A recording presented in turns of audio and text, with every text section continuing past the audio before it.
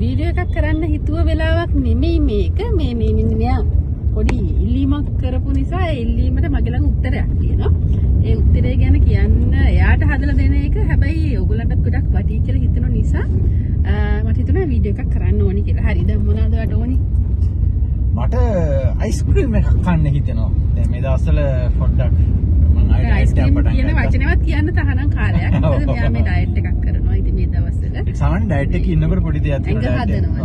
ඒක පොඩ්ඩක් හදාගන්න මම ඒ වීඩියෝ එක පෙන්නනවා ඔයගොල්ලෝ ඉස්සරහට අපව.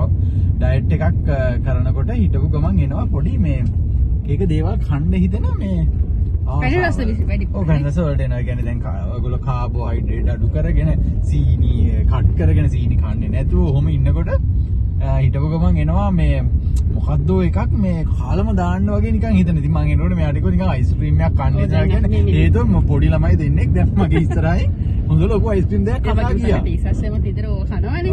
විතර කයවට අපි විතර දෙන්නේ නැහැ. හැබැයි ඉතින් විතර ඉස්සස්සගෙත් හරි ෆේවරිට් කෑමක් නේ. ඉතින් අයිස්ක්‍රීම් කන්න පොඩි අය ලොකු අය හැමෝම කැමති.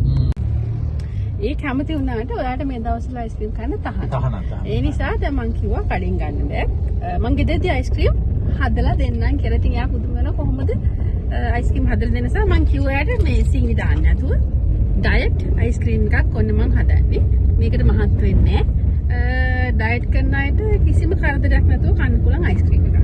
මං හදලා දෙන්න කියලා. එයා කියන අපේ යන පාර මේ එහෙනම් ඉතින් දැන් මට ගෙදර ගිහින් ඉවරලා මේ ඒක හදලා දෙන්න. ඒ ඉතින් අද කන්න වෙන්නේ නැහැ. හෙටනේ කන්න වෙන්නේ අයිස්ක්‍රීම් නේ. කමන්නේ. ඔව් මේ ඕවර් නයිට් කිව්වට ඉතින් බලමු ඒක සෙට් වෙන විදිය අනුව ඉක්මනට සෙට් වෙනවා. ඒකට ඉක්මනට කන්න දෙන්න. හරි ඒක ඉතින් මම මෙයාට හදලා දෙන ගමන් ඕගොල්ලන්ටත් ඒක රෙසිපි එක කියන්න. හදලා අපිට විස්තර කියන්න.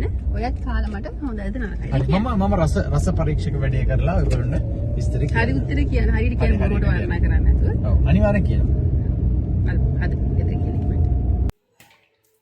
හරි ඔන්න වැඩේ පටන් ගන්න යන්නේ. වැඩේ පටන් ගන්න ඉස්සෙල්ලා පොල් ගෙඩියක් බින්දලම වස් දොස් ඇරලා වැඩේ පටන් ගන්න යන්නේ.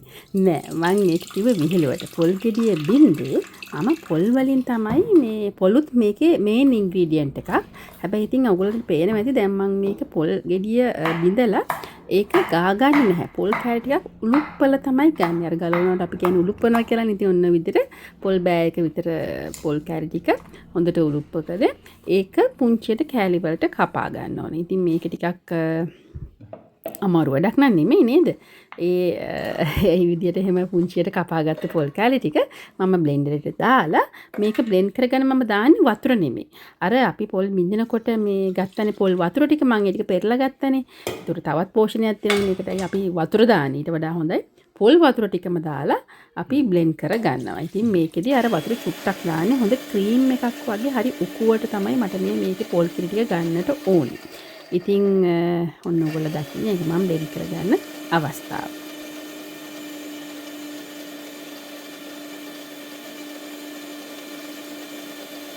ඊට පස්සේ ඉතින් උකුවටම මේ පොල් කිරි ටික අපි ගන්න ඕනේ. ඉතින් අර පොල් දොරු ටික ඉවත් වෙන විදියට පෙනේරකින් මේක හොඳට පොල් ටික හොඳට මිරි කළා මේකේ තියෙන පොල් කිරි ටික ගන්න ඕනේ. දැන් ඔයගොල්ලන්ට පේන ඇති මම මේ වතුර කියන එක බොහොම සීමිතව තමයි එකතු කරලා තියෙන්නේ. දැන් මෙතන වතුර හැලෙන්නේ නැති තරම් මිරි කළා ඒ එන කිරි ටික තමයි අපි ගන්නෙ. ඉතින් මොකද මං හදන්නේ ස්පෙෂල් අයිස්ක්‍රීම් එකක් නේ. ඉතින් ඔයගොල්ලෝ බලාගෙන ඉන්න දිගට මේක මම හදන්නේ කලින් ඔයගොල්ලෝ දැකපු නැති රෙසිපි එකක්. මේකට මම ගන්නවා වෝල්නට් ටිකක්, කැෂූස් ටිකක්, බ්ලූබෙරි ටිකක්, ඒ වගේම ක්‍රැන්බෙරි ටිකක්, ඒ වගේම කෙසෙල් ගෙඩියක්. ඔන්න ඒ ටික තමයි අනිකුත් ඉන්ග්‍රීඩියන්ට්ස් ටික. ඊට අමතරව වැනිලා ස්වල්පයක් මම එකතු කරගන්නවා. ඒ වගේම හොඳම හොඳ මී පැණි. ඉතින් මම මෙතෙන්දි ගන්නේ පරණ මී පැණි. මොකද පරණ මී පැණි වල සීනි ප්‍රතිශතය අඩුයි. කෙසෙල් ගෙඩියත් හොඳට පිරිසිදු කරගෙන ඒක ලෙල්ල ඉවත් කරලා පොඩියට කෑලි වලට අපි කපා ගන්නවා. බලාගෙන ඉන්නකො මේක මම හිතන්නේ ඔයගොල්ලන්ට ටිකක් සර්ප්‍රයිස් රෙසිපි එකක් වෙයි. හිතා ගන්නවත් බැරි එකක් වෙයි.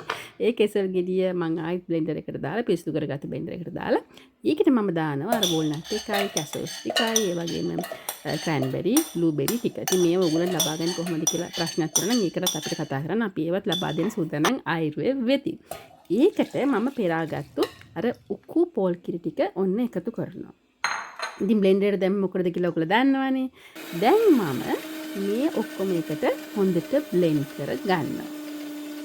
ටිකක් කමුතු දෙයක් හිතේ බලමුකෝ දැන් පේනවනේ පාර ටිකක් අර බෙරිස් වල කල මේක මික්ස් බෙරි නිසා අර මික්ස් බෙරි කල එකක් තමයි ඇවිල්ලා තියෙන්නේ හරිම උකුයි මේක උඹට මම කිව්වා වගේ හොඳට මතක තියාගන්න වතුර අඩුවෙන් එකතු කරන්න ඕන දැන් මම එකතු කරන්නේ අර මී පැණි ඉතින් මී පැණි වලින් මම ස්වීට්නස් එකක් එකතු කරගන්නවා මොකද ඔයගොල්ලන්ට මේක පැණ්ඩා කරගන්න ඕන ඇත්තටම මේක හරි රසයි කාලම බලන්න ඕන අපි ඉස්සරහට බලමු මේකේ ප්‍රතිචාර කොහොමද කියලා නේද ඒ වගේ මම මේකට මැල්ල ස්වල්පයකුත් එකතු කරගන්නවා හොඳ සුවඳක් එනවා මොකද මේක රස වගේම සුවඳ වගේම මේ හැමදේම තියෙන්න ඕනේ පෙනුම ඉතින් ඒ නිසා තමයි මැල්ල ස්වල්පයකුත් ඔන්න එකතු කරගත්තේ දැන් නම් මට මේකේ රස දැනෙනවා හැබැයි ඔයගොල්ලොත් මේක හදලම බලන්න ඉතින් ඒ ටික ඔක්කොම හොඳට මික්ස් කරගෙන ඊළඟට තියෙන සර්ප්‍රයිස් එකක් බලන්න මම මේක දාන්නේ මොකටද කියලා ඕන්න මම අර පොල් ටික උලුප්ප ගත්ත පොල් කට්ට ගත්තා මේ අයිස්ක්‍රීම් එක හදන්න මොකද එතන තියෙන විශේෂත්වයක් ඉතින් මේ සම්පූර්ණ මිශ්‍රණය පොල් කටට බොහොම සීරුවෙන් බොහොම පරිස්සමට ඔන්න මම එකතු කරගන්න අවස්ථාව තමයි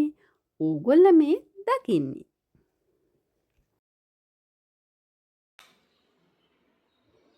ඉතින් ඊට පස්සේ මොකද කරන්නේ අයිස්ක්‍රීම් එකක් නම් ඉතින් අමුතුවෙන් කියන්න ඕනේ නැහැ මේක අපි දාන්න ඕන ෆ්‍රිජ් එකට ඉතින් ෆ්‍රිජ් එකට දාන්න ඉස්සෙල්ලා මේක හොඳට මම මේ විදිහට හොඳට ආවරණය කරගත්තා ක්ලින් ෆිල්ම් එකකින් ආවරණය කරගෙන මේක ෆ්‍රිජ් එකේ දැම්මා ඔන්න දැන් තියෙනවා ෆ්‍රිජ් එකෙන් එළියට ගත්තු එක හරියක් මේක ඕවර්නයිට් එහෙමත් නැත්නම් පැය කීපයක් පැය 6ක් 8ක් වගේ කාලයක් මේක තියන්න පුළුවන් නම් බොහොම හොඳයි අපි බලමු මේකේ රස කොහොමද කාලා බලමු මේක නම කියමු ඔව්නේ පොල් කට්ටේ හදලා තියෙන්නේ කොකනට් මික්ස් බෙරි නට්ස් අයිස්ක්‍රීම් එකක් හැබැයි මේක හදන්න ගොඩක් වෙලා ගියේ නේ ඊයේ මේ පැන් රසනේ ඔළුවට එන්නේ කිසිම පැන්ක් මේකට එකතු කරන්නේ ජිම් එකට ගැලපෙන්නේ නැහැ ඩයට් එකට ගැලපෙන්නේ නැහැ කියලා මේ මේකේම අවුලක් නැහැ කියලා තමයි මට දුන්නේ ඔව් නැසෙ මේක ඕනේ නේද පොල් කට්ටේනේ කන්න දෙන්නේ මට අපි බලමු මේක කොහොමද කියලා මම අයිස්ක්‍රීම් වගේම තියෙනවා නේ බලන්න අර අයිස්ක්‍රීම් එක වගේම හොඳ ලස්සනට අර කැඩලා එනවා හදට තියෙනවා මේ හැන්දෙන් වැටෙන්නේ නැහැ එහෙම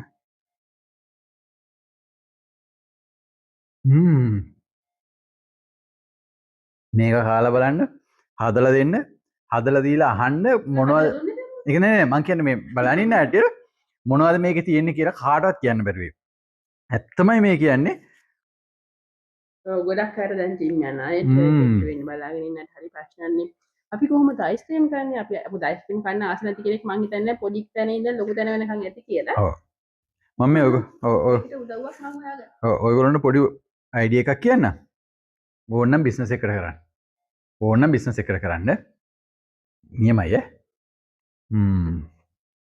කරලා අපිට විස්තර කියන්න ඔව් මෙන්න දෙන්න ඔය ටිකට මෙන්න වරක් දෙන්න කාලා බලන්න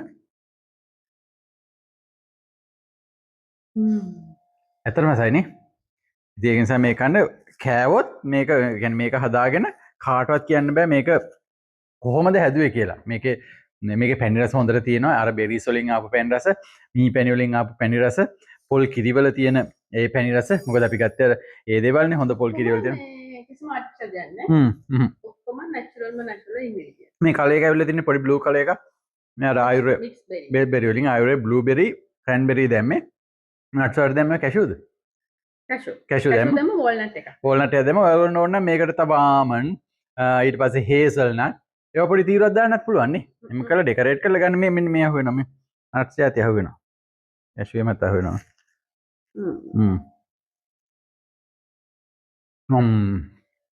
හල්බන් හොය අයිස්ක්‍රීම් කියලා කෙනෙක් රවට්ටලා දෙන්න පුළුවන් අනිවාර්යෙන් පුළුවන් රවට්ටන්න දෙන්නේ නැහැ අයිස්ක්‍රීම් කියලා කෙසෙකටිකුත් දෙන්නනේ ඒක රහත් වෙනවා නියමයි thank you ඔයාලා කැමති ෆ්ලේවර් එක අනුව පළතුරක් දාගන්න පුළුවන් වෙන්නේ අම්බ එහෙම දාගෙන ඔයාලා බලන්න අනිවාර්යෙන් කැමති thank you